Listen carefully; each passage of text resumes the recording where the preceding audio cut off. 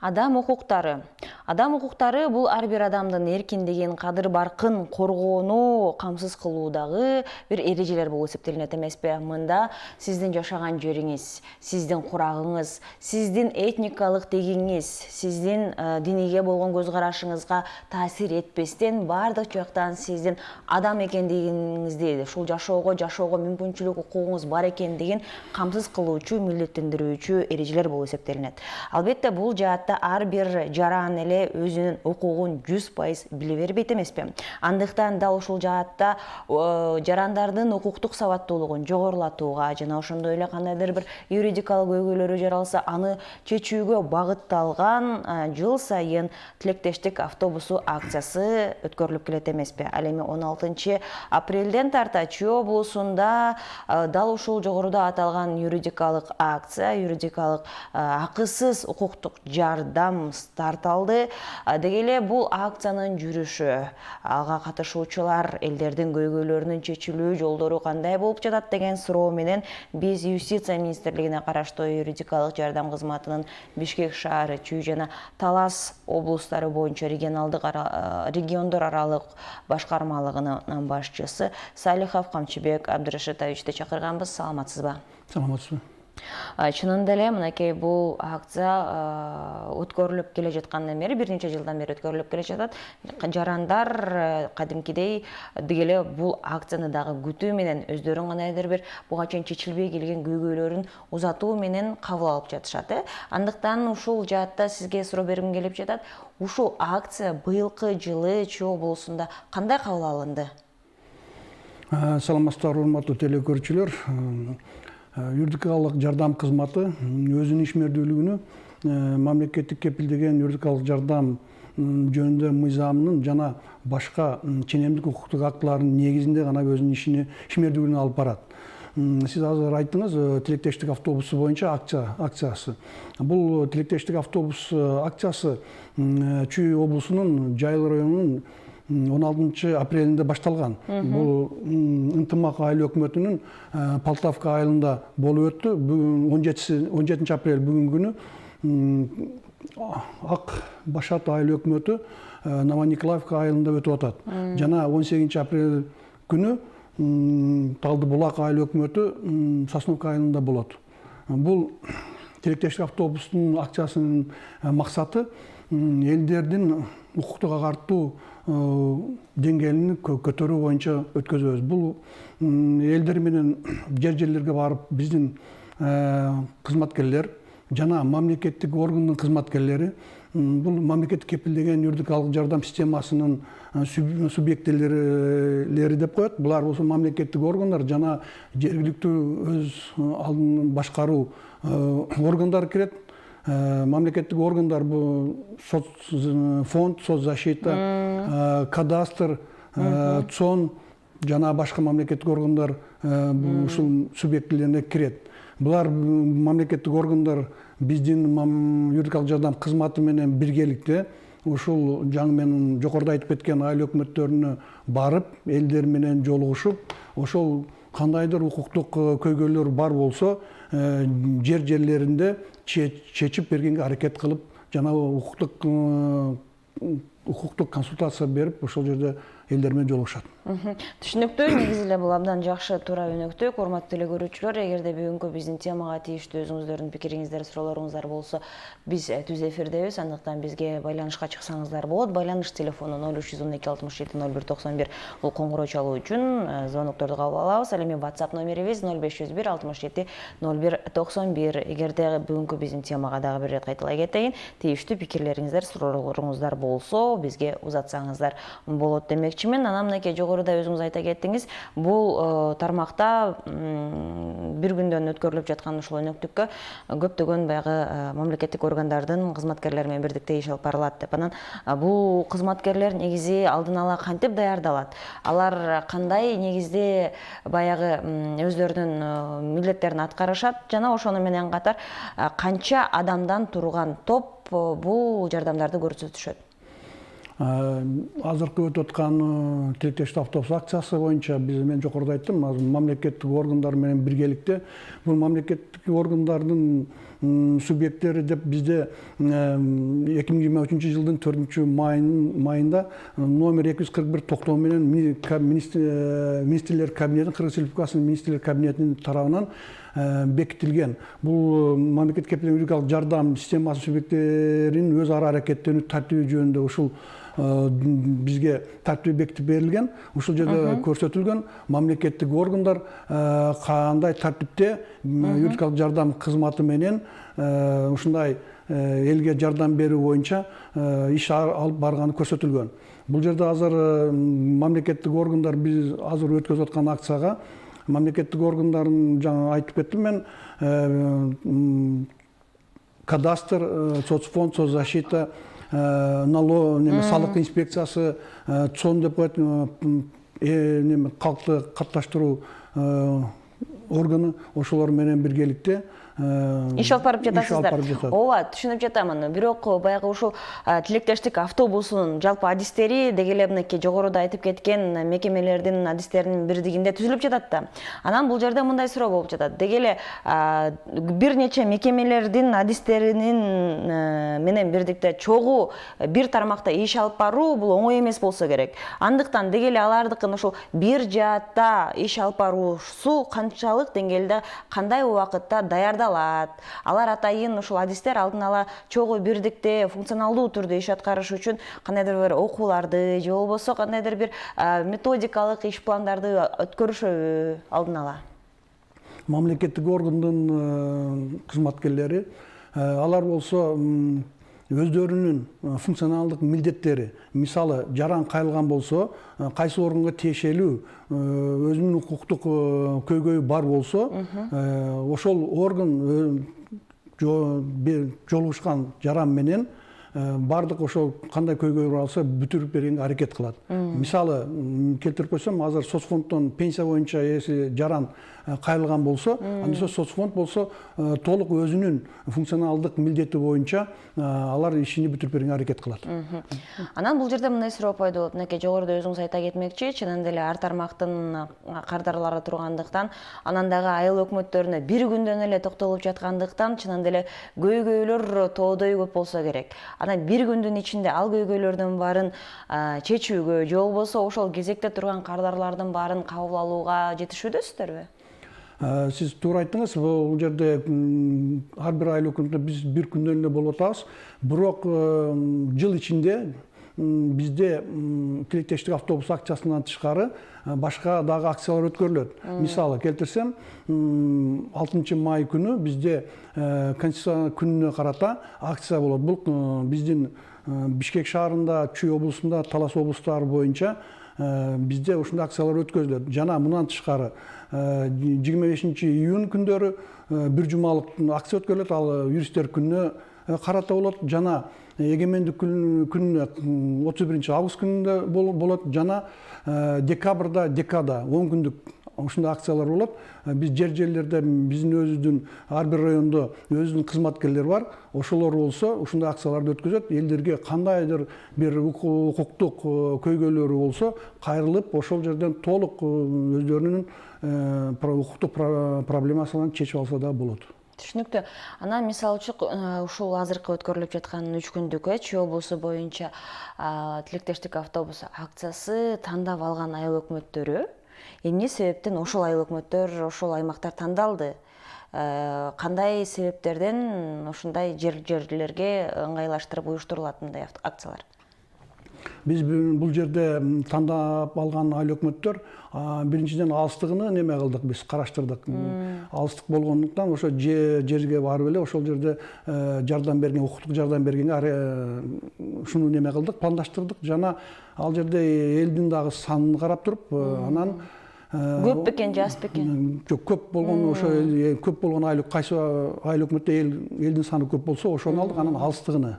Ошону карап туруп биз ушу 3 айыл өкмөттү алганбыз. азыр ушул жүрүп атат биздин акциябыз. Түшүнүктүү. Андыктан бул 3 күнүн ичинде мисалы үчүн ушул буга чейин айтылып калган көйгөйлөр ошол кезден дароо так аткарыла албай калып, ал иш же болбосо ал көйгөй дагы бир катар убакытты талап кыла турган болсо, ошол жерде ошол акцияга катышкан адис, алсак юрист алалы, андан ары дагы ал ишти улантууга милдеттүүбү? Мисалы үчүн кайсыл бир жарандын көйгөйү жаралып Ооба, калса. бизге мындай биздин ишмердүүлүгүбүз биз мамлекеттик кепилдеген юридикалык жардам жөнүндө мыйзам негизинде алып барабыз. Бул мыйзамда көрсөтүлгөн укуктук консультациялык жардам деп коет. Биз мындай болсо жаран менен жолукканда укуктук консультация беребиз. Бергенде эгерде муну жарандын немеси бүтпөй, эгерде сот менен бүтө турган болуп калса, бизде экинчи бөлүгү бар. Ошо мыйзамда көрсөтүлгөн. Бул болсо квалификациялык юридикалык жардам деп коет. Биз муну болсо уже эгерде сотко өтө турган болсо, биз адвокат дайындап, адвокатты ошол кандай көйгөйү бар болсо, укуктук көйгөйү бар болсо, адвокат менен сотко кайрылып, сотто чечип алат. Ал иш өнөктүк акылуу болуп калат, Акысыз бизде ал деле акысыз болобу? Ооба, юридикалык квалификациялык юридикалык жардам деген бул адвокаттарды биз дайындайбыз. Бул акысыз деп айтылат, бирок адвокаттар менен биз келишим түзгөнбүз. Ошол адвокаттар болсо, эгерде кандайдыр бир өзүнүн немеси кызматын көрсөткөн болсо, биз ага республикалык бюджеттен биз акчасын төлөп беребиз. Ошондой тартипте. Түшүнүктүү. Ал эми ушул маалымат боюнча жергиликтүү тургундар ушул кайрылуу учурунда маалыматка ээ болушту, ушундай көйгөйлөр жөнүндө чечүү убактыларын, мөөнөттөрүн, мүмкүнчүлүктөрү жөнүндө биле алыштыбы? Ооба, эгерде бизде азыр ошол өтүп жаткан акцияда биздин өзүнүн кызматкерлери түшүндүрөт. Эгерде ушундай көйгөй чечилбей калса жерлерде, андай болсо, жана мен жогоруда айттым, адвокат керек болуп калса, укук коргоо органдарына кайрылганга же сот менен чечиле турган болсо, биз анда адвокаттарды дайындап беребиз. Ал эми учурда ушул сиздер кыдырып ишмердүүлүгүңүздөрдү жүргүзүүндө калктын арасында көйгөйлүү маселелер эмнеден экен көбүнчөсү? Биз акцияларды өткөзүп келип атабыз. Ушул анан биз азыр мындай мониторинг кылып көргөндө, бул жерде көбүнчө маселе жер боюнча болуп атат. Бул эми айыл жерлерде, айыл өкмөттөрдө жер маселеси көп экен. Анан жана соцзащитага тиешелүү пособиялар, анан цонго тиешелүү паспорт боюнча кээ бир жарандар мисалы 18-ге толгон, бирок ушул убакка чейин паспорт алган эместери дагы бар. Ошондой көп болот. Даже 18-ге толуп, даже 30-га киргендер дагы бар. Ошо паспорт албай жүргөнүн. Аны да биз жардам берип, сот аркылуу ушундай документтештирүү алганга биз да адвокат дайындап, анан жардам берип атабыз. Ал эми мисалы үчүн жыл сайын баягы каттоо жүрүп турат эмеспи бизде? Анан ушундай документтери жок жарандардын ушул документи жок жүргөнүнө жаран өзү дагы күнөөлүү, себеби баягы жоопкерчиликти алыш керек. Андан сырткары кандайдыр бир мамлекеттик органдардын дагы буга себеби болушу мүмкүнбү? Анан дагы ушундай өнөктүктөрдөн кандайдыр бир көйгөйлөрдү, кандайдыр бир кемчиликтерди тапканда ошо органдар менен бирдикте дагы иш алып барган учурлар болобу сиздерде? Ооба, эгерде мындай документтери жок, мен айттым, кандайдыр бир немеси болбосун, бизге кайрылганда, эгерде укуктук консультациялык жардам менен бүтпөй турган болсо, анда сот менен аркылуу чечкенге туура келет. Негизи эле калктын укуктук маданиятынын учурдагы деңгээлин байкай алдыңыздарбы? Ооба, биз мындай элдер менен жолугушуп, жерлерден эме алганда, укуктук маданияты элдин мындай айтканда төмөн. Көп нерсени өзүнүн укуктарын билбейт. Кайсы органга, мамлекеттик орган болобу же башка орган болобу, кайрылганга кантип өзүнүн көйгөйүн чечип алганга, андай көйгөйлөр өтө мындай айтканда көп экен деп айтсак болот. Сиздин оюңузча буга эмне себеп? Себеби, мисалы үчүн дагы бир мисал иретинде айта кетейин, сиздин себептерин сиз айтканча. көп учурларда жарандар билгизишет бизге маалымат иретиндечи, кайсыл жакка барбайлы, ошол эле бейтапканага, ошол эле юридикалык кандайдыр бир учурлар болуп калса, же болбосо ошол эле соц бөлүмдөрүнө барганда адистердин кандайдыр бир орой мамилеси жасагандыгы үчүн. Андан сырткары көптөгөн жарандар дал ошол учурдан өздөрүнүн баягы сезимдери төмөн болгондуктан барганга жалакаланып, кандайдыр бир учурда кайрылбай калган учурлар болот да. Дал ошол адистин мамилесине байланыштуучу бул жаатты дагы учуу баягы сиздер эске алдыңыздарбы? Бул боюнча дагы биз иштейбиз. Биз мен жана жогоруда айтып кеткем, Кыргыз Республикасынын министрлер кабинетинин тарабынан бекитилген токтом номер 241, ал жерде мамлекет кепилдендирилген жардам системасынын субъекттери өз ара аракеттенүү тартиби деп ошол тартипте көрсөтүлгөн. Биз мамлекеттик органдар, биздин ар бир райондо кызматкерлерибиз отурат. Алар болсо ошол райондогу мамлекеттик органдар координировать этет. Бизде координатор деп коет. Ошол органдар координировать этип, эгерде бизге бир жаран кайрылса, ошол кайсы мамлекеттик органга кайрылган өзүнүн ошо көйгөйү тиешелүү болсо, биздин кызматкер ошол органга жөнөтүп дагы ошону контроль неме кылып турат, көзөмөлдөп турат. Көзөмөлдөп турат. Бүтмөйүнчө биз аны бүтүрүп берип, жаран өзүнүн ошондо кандай көйгөйү болгонун чечип бермейинче биз аны көзөмөлдөп турабыз. Туура, себеби баягы социалдык жаатта акысыз ушундай мүмкүнчүлүктөрдө баягы кандай гана жаатта болбосун консультацияларда көбүнчө буга пенсия курагындагы жарандар же болбосо кандайдыр бир социалдык жактан жетишпеген үй бүлөлөр кайрылышы мүмкүн. Анан бул жерден көпчүлүк жаатта ошол орой мамиле кылгандыгынан дагы улам, ал жаран ишин аягына чейин бүтүрбөй, кайра баргысы келбей, кайра ошондой акыбалга түшүп калгысы келбей таштап коюшат. Андыктан сиздердин ошол мониторинг негизинде, деги эле ошол көзөмөлдөө негизинде ушундай мамилеге туура эмес жасаган орой адистер аныкталдыбы? Андайдар бар, болуп атат, бирок биз жөнөткөндө ошондой маселелерди чечпей калганда биз көзөмөлдөп турабыз. Мен жогоруда айттым, биз ал жаран кайрылгандан кийин биз ошонун кандайдыр бир укуктук көйгөйү бар болсо, биздин көзөмөлдөн чыкпайт. Биз карап турабыз бүтүрмөйүнчө. Ал эми ошол калк арасындагы ошол укуктук сабаттуулугунун төмөндүгүнө эмне себеп? Бул эң биринчи негиз болуп атат. Элдердин өзүнүн ушундай өзүнүн укугун билбегендиктен, ошо укугун жеткирүү боюнча ушул биздин кызмат, юридикалык жардам кызматы ушундай элдерге жеткирип, өзүнүн укугун түшүндүрүп берүү үчүн ушундай акцияларды элдер менен жолугуп, кандайдыр бир көйгөйлөр бар болсо түшүндүрүп берип атабыз. Ошондо жеткизип.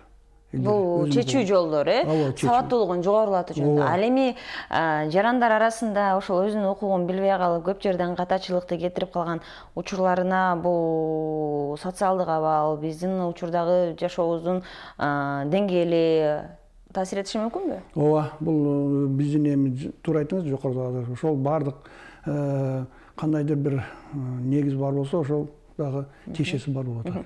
Себеби мисалы үчүн үстүртүдөн кандайдыр маалыматты биле турган болсок, юрист болуп атайын бул адискөйлүктүн кесиптин адиси болбогондуктан көп нерсени эле биле бербейт эмеспизби? Анан мисалы үчүн ушул акцияларды өткөрүүнүн алдын ала ошол бара турган жерлерде кулактандыруу болобу? Ушундай адистер келет, бул саатта мынча саатка чейин кабыл алат, келиңиздер, катышыңыздар, бекер акысыз консультация алып кетиңиздер деген сыяктуу.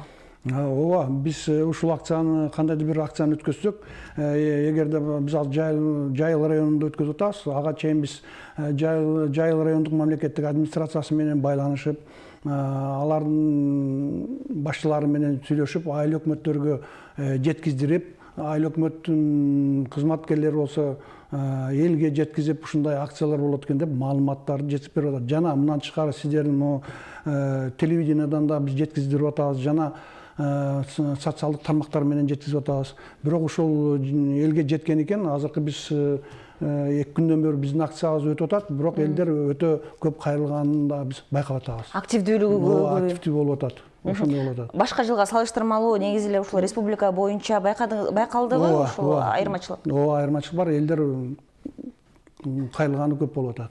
Ошондой. Анан негизи ошол жерлерде өткөрүп атайын өзүңүздөр ошол калктын санына карата жана анын алыстуулугуна карата өткөрүлүп жатат деп жатпайсыздарбы? Албетте алардын да бирден бир себеби бул ошол шаардан же болбосо борбордон, райондон алыс тургандыгына байланыштуу болсо керек. Ал эми ошол эле учурда, азыркы учурда ошол шериктештик автобус өнөктүгүнө катышып жаткан, кызмат өтөп жаткан кызматкерлерге дагы шарттар түзүлдүбү? Кадай транспорт, логистика жаатында, мисалы үчүн, алардын баары же өздөрүнүн жолдору менен барышабы ал жака? Бул боюнча тилектештик автобус боюнча акчасы боюнча бизде транспорт менен камсызданган. Ошол транспорт менен барып, кайсы айыл өкмөтпү ошол жерге барып, жана башка транспорттон дагы башка камсызданган нерселер менен. Алар ошол жерде өздөрүнүн жумушун аткарып, функционалный милдетин аткарып, элдерге жолугушуп жардам берип атыптыр. Анан мынакей маалымат боюнча 2016 жылдан бери бул ушул Парижде негизделип, анан Кыргызстанда ушул баягы эл аралык уюмдар тарабынан колдоо көрсөтүү негизинде өткөрүлүп жатпайбы? Анан бул тармакта ушул негизги максат жогорудагы белгилей кеттиңиз, элдердин укуктук сабаттуулугун жогорулатуу деп, бирок андан сырткары дагы ушул юридикалык жардам көрсөтүүдөн сырткары дагы башка кошумча мекемелердин дагы кызматы аткарылып жатпайбы? Ушул тилектештик автобустун өзүн жыйынтыктоочу мөөнөттөрү болот эмеспи? Ошондо жыл сайын кандай тыянакка, жыйынтыкка келесиздер негизи? Жыл сайын биз ушундай жыйынтыктарды келтиргенде, бул жерде биргеликте өткөзгөн ушул акцияны жыл сайын элдердин саны көбөйүп атканы байкалат. Элдердин ушундай өзүнүн укуктук агартуу жана өзүнүн укуктук маданият деңгээлини көтөрүлгөнгө аракет кылгандары да байкалып атат. Ал эми ушул жерден суроо, ошондой мисалы үчүн жыл аягында чыгарган таянактын негизинде жарандардын кайрылган көйгөйү жөнүндө дагы болобу кандайдыр чечимдер? Эмне себептен жарандарда дал ушул тармакта көйгөйлөр бар экендигине дагы кандайдыр анализ жүргүзөсүздөрбү? Мисалы үчүн алса ошол эле жер маселеси экен, Бул боюнча да биз мониторинг жүргүзөбүз.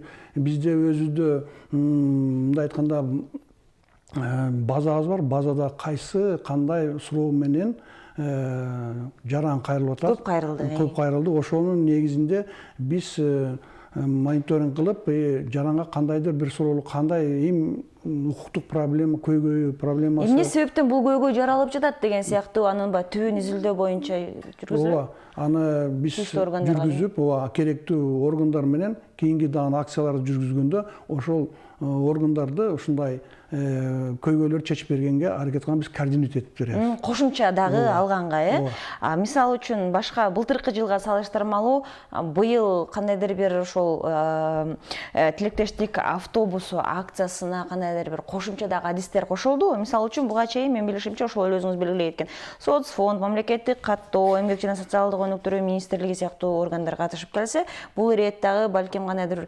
медицина тармагынан же болбосо дагы бир башка кошумча мекемелерден кошулдубу адистер? Быйылкы азыр биз акциябызда кошулганы бир салык кызматын коштук.